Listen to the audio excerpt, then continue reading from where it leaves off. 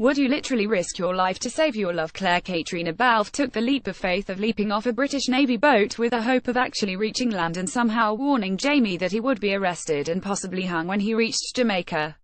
However, it sure seemed for almost 3 endless days that she would simply end up dying of thirst and starvation on the small island that she washed up on. Poor Claire, she has no idea where she has landed nor where to find civilization, and she ends up slogging through endless tropical forest, battling stinging ants and almost getting bitten by a large creepy snake before finally stumbling on a homestead in the nick of time. Luck of all lucks, an eccentric priest and his mother-in-law live there. He had lost his beautiful wife who died tragically young. The priest keeps her favorite gorgeous dress on display. His mother-in-law calls Claire an old cow and whore, and the priest bizarrely talks to a coconut head for advice.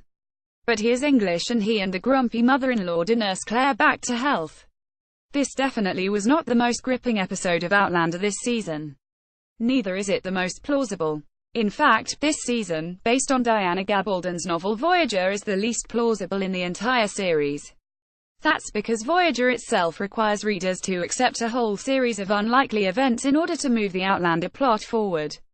So many of the books in the series meticulously detail actual historic events, but in this novel and season, Gabaldon needs to get Jamie, Sam Heughan and Claire to Jamaica with the requisite amount of drama. Then from Jamaica to North Carolina. That's why we have to also accept that Jamie, Fergus, Marsali, Mr. Willoughby and their band of Scotsmen survive some kind of disaster on their own ship, which kills the captain and many of his men, while also washing them up on shore, not far from where Claire has found shelter. Really, we never actually get a plausible explanation for what happened, but Jamie and his men are repairing the ship's mast on shore as Claire races to meet them. In fact, they have almost pulled away from the beach, and Claire, when she manages to catch Jamie's eye by using a mirror to reflect sunbeams onto the boat.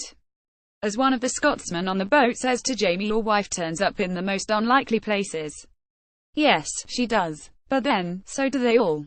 Now, speaking of Gabaldon stretching the plot in this season, the fact that Claire's rescuer is a priest is just too handy, because of course he is now available to marry the lovebirds Fergus and Marsali. And prepping for her almost instantaneous wedding finally breaks Marsali's icy attitude towards Claire.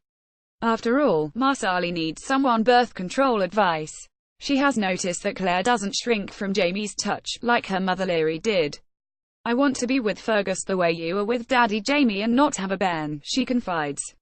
Maybe you aren't the devil, after all, she concedes.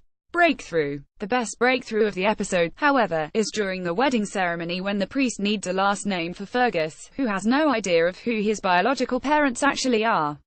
Fergus is at a loss until Jamie chimes in. His name is Fraser, Fergus Claudel Fraser. It's a moment that Fergus has been waiting and longing for years.